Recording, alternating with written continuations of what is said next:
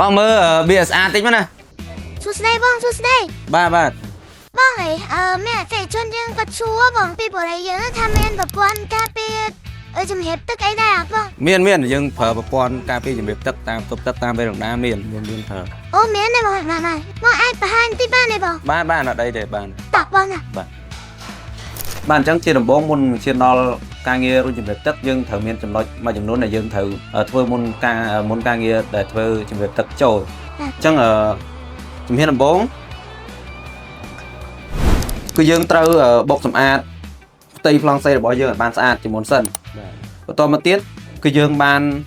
ធ្វើការចាក់សាបដើម្បីឲ្យផ្ទៃរបស់យើងបានស្អាតល្អនិងជម្រាលទៅរកស៊ីហ្វុងបន្ទាប់ពីផ្ទៃរបស់យើងបានស្អាតអស់ហើយគឺយើងចាប់ដើមធ្វើ chamfer តាមជើងជាងនីមួយៗជាមុំ45ដឺក្រេបន្ទាប់ពីយើងធ្វើ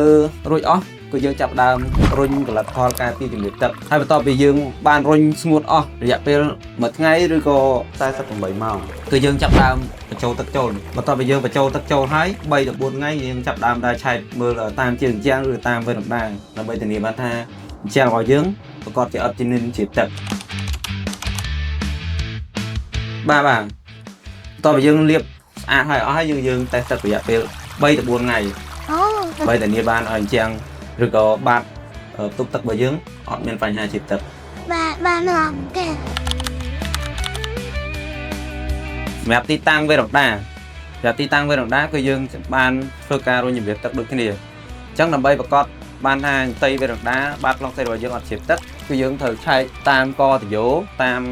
ផ្ទៃប្លង់សេរបស់យើងគ្រប់កន្លែងទាំងអស់អូខេបងអញ្ចឹងល្អយើងអាចធានាបានថាផ្ទះយើងគឺអត់មានបញ្ហាជ្រាបទឹកទេបងណាបាទអូខេបងអរគុណច្រើនមកអរគុណ